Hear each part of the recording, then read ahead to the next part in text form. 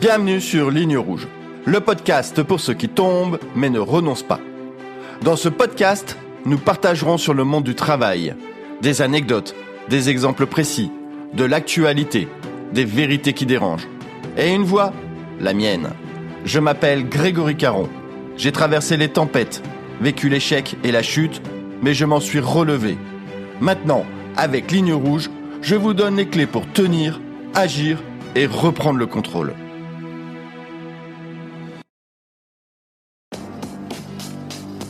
La matrice est un système, Néo. Et ce système est notre ennemi. Tu es au travail. Tu essaies de te concentrer et là, ça commence. Un mail, un SMS, une notif LinkedIn, un message Slack, une alerte Teams, une notif WhatsApp. Tu te dis, ok, je vais juste jeter un œil. Tu ouvres, tu lis, tu réponds. Et quand 20 minutes plus tard, tu reviens à ton travail, tu as oublié ce que tu faisais. Alors tu te reconcentres, tu retrouves le fil, et là, un mail, un autre mail, encore un mail. Ça recommence et ça n'en finit jamais. Ce n'est pas juste agaçant, c'est une stratégie industrielle que je vais vous expliquer aujourd'hui dans cet épisode 10. Comment on a sciemment saboté ton attention, pourquoi ton cerveau perd la bataille et comment reprendre le contrôle sans partir vivre dans une grotte. Commençons par les chiffres qui font peur. Selon une étude communiquée par Samsung, notre capacité d'attention est passée de 12 secondes en 2000 à 8 secondes en 2025.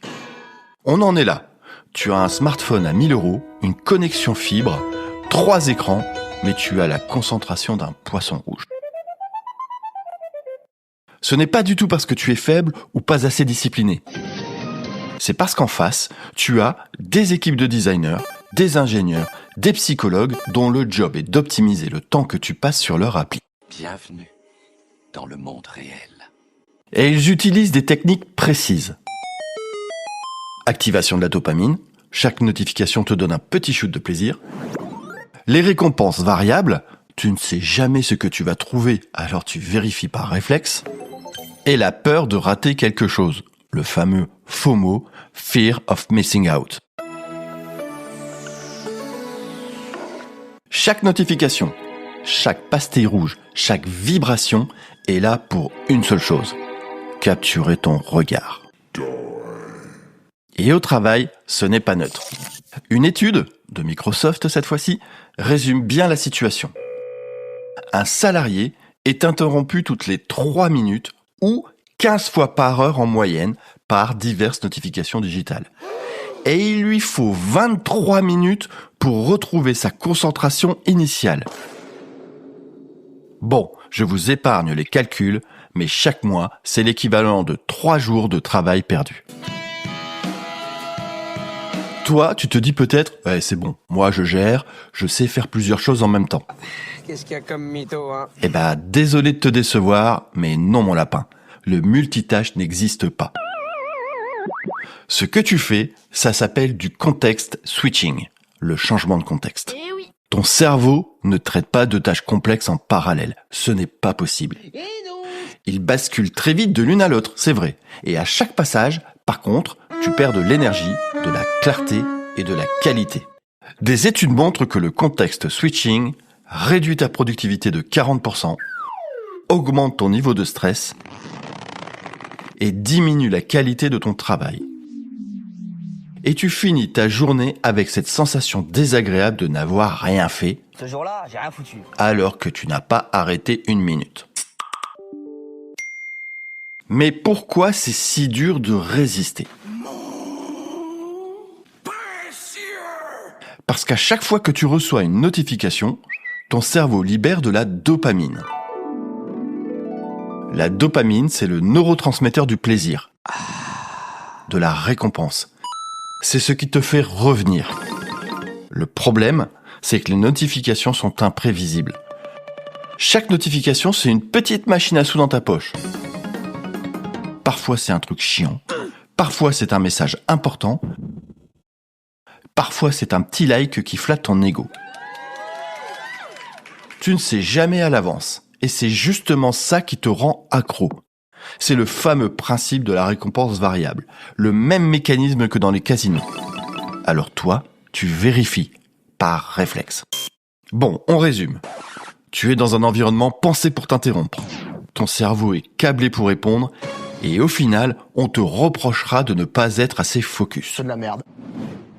Alors maintenant qu'on a compris ce qui te déconcentre, passons aux solutions pour reprendre la main. Et là, je vais être clair. Tu ne gagneras pas cette guerre avec de la volonté uniquement. Contre un système, tu as besoin de système. Voici 5 systèmes efficaces que j'ai testés qui peuvent t'aider à mieux maîtriser ton temps et d'empêcher le digital d'accaparer ton attention. Système numéro 1. Construire un bunker d'attention. 90 minutes blindées. Objectif, créer des plages de deep work où personne ne t'atteint. Le protocole. 1. Choisis un créneau dans la journée, idéalement le matin. 90 minutes de travail profond. 2. Avant de commencer, tu coupes tes notifications. Tu fermes ta boîte mail, tu fermes Slack, tu fermes Teams, tu ranges ton téléphone, idéalement dans une autre pièce. Oui, dans une autre pièce. Tu peux utiliser des outils qui bloquent les distractions. Quelques exemples, tu as Freedom, qui bloque les sites et les applis sur tous les appareils. Tu as Cold Turkey, qui verrouille ton ordi pendant les sessions de travail. Tu as Forest, qui gamifie la concentration et qui plante un arbre virtuel si tu ne touches pas ton téléphone. 3. Tu décides d'une tâche, un dossier, un rapport, pour une décision à prendre, une seule tâche. 4. Pendant 90 minutes, tu ne fais que ça. Si une idée parasite arrive, tu la notes sur un papier, mais tu continues ta tâche. Au début, 90 minutes va te paraître assez long. Tu vas avoir des réflexes de junkie. Ah, je vais juste regarder si on m'a écrit. Non, résiste. Souvent, au bout de 20 minutes, ton cerveau rentre dedans. C'est là que la magie opère. Tu découvres quelque chose d'incroyable. Tu sais te concentrer. Et en 90 minutes de concentration pure, tu fais plus qu'en 4 heures de semi-concentration. Système numéro 2, le Pomodoro Plus. Le Pomodoro classique, c'est 25 minutes de travail, 5 minutes de pause. Eh ben, tu multiplies. Le Pomodoro Plus, c'est 45 minutes de travail intense. Car c'est le cycle naturel d'attention du cerveau. 10 minutes de vraie pause. Alors, pas scroller sur LinkedIn, mais marcher, respirer, fermer les yeux, boire un café. Et planification des distractions. Tu notes les idées qui te viennent pendant le travail, mais tu ne les traites pas immédiatement. Pourquoi ça marche ? Parce que tu honores les distractions sans les suivre. Ton cerveau se sent écouté, mais tu gardes le contrôle. Système numéro 3. Maîtriser ton emploi du temps. J'ai toujours surpris des collègues en leur disant que je ne regarde mes mails qu'à des horaires précis. J'ai vécu je ne sais combien de fois cette scène. Grégory, tu as reçu mon mail ? Bah, tu me l'as envoyé quand ? Bah, je viens de te l'envoyer. Bah non, je l'ai pas vu. Et d'expliquer mon fonctionnement qui était toujours reçu avec une certaine circonspection. Mais tu peux faire pareil. Dans ta journée, 2 fenêtres mail. Par exemple, 11h30 et 17h30. 2 fenêtres Slack, Teams. Le reste du temps, c'est fermé. S'il y a une urgence, on t'appellera ou on viendra te voir directement. Et tu inverses ainsi le rapport de force. C'est pas la notif qui décide quand tu dois répondre. C'est toi qui décides quand tu ouvres tes applis.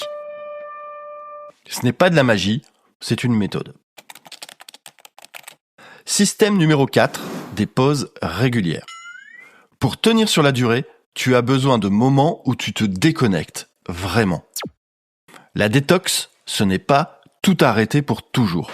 C'est créer des pauses régulières. Par exemple, la micro-détox, 1 heure par jour, sans téléphone, sans notif, sans écran. Tu marches, tu lis, tu discutes, tu cuisines, tu fais du sport. Le digital sabbat, 1 jour par semaine, 1 jour complet sans réseaux sociaux, sans mail.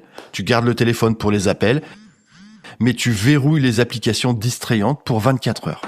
Et puis, la grande détox, 1 semaine par an. 1 semaine complète avec usage minimal du numérique. Souvent en vacances, mais t'es pas obligé. Résultat, tu te reconnectes à toi-même. Et tu verras, ça fait du bien. Tu te reconnectes à tes pensées, à ta clarté. Et tu réalises à quel point le bruit numérique t'avait envahi. Système numéro 5, le single tasking. Le principe, une seule tâche à la fois. Complètement, pleinement. Comment faire ? Avant de commencer une tâche, demande-toi, quelle est la tâche la plus importante maintenant ? Fais uniquement celle-là. Ne passe pas à la suivante tant qu'elle n'est pas terminée. Résultat, tu finis tes tâches vraiment. Pas à moitié, pas presque. Elles sont terminées. Et une tâche terminée, psychologiquement, c'est libérateur. Maintenant, tout ça, ce ne sont que des systèmes, des techniques.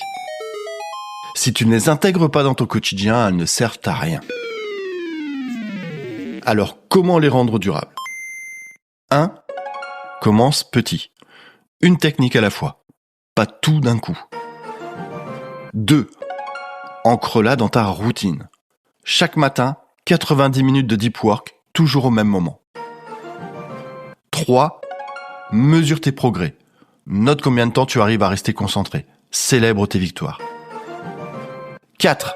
Pardonne-toi tes échecs. Tu vas craquer, tu vas vérifier ton téléphone, c'est normal. Recommence. Si tu reprends le contrôle de ton attention, voici ce qui se passe à long terme. Meilleur bien-être, moins de stress, moins d'anxiété, meilleur sommeil. Travail de meilleure qualité. Tu produis moins, c'est vrai, mais tellement mieux. Tes relations seront plus profondes. Tu es présent avec les gens, pas à moitié sur ton téléphone. Et tu obtiens de la clarté mentale. Tu penses mieux, tu décides mieux. Ton attention, c'est ta ressource la plus précieuse. Bien plus rare que ton temps. Plus précieuse que ton argent. Protège-la.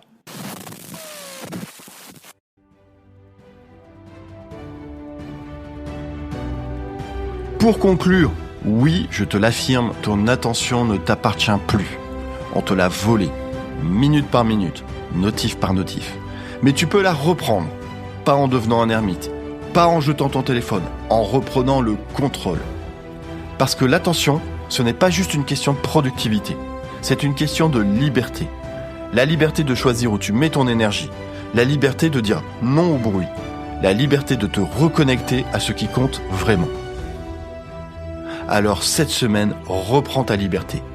Une technique, une victoire, et reviens me dire en commentaire, Grégory, j'ai tenu. C'est la fin de cet épisode. Merci d'avoir écouté Ligne Rouge, le podcast pour ceux qui tombent mais ne renoncent pas. Si cet épisode vous a parlé, partagez-le, abonnez-vous. Et si vous aussi, vous traversez une période difficile, je peux vous aider à reprendre la main. Rendez-vous sur ligne-rouge.co. À bientôt.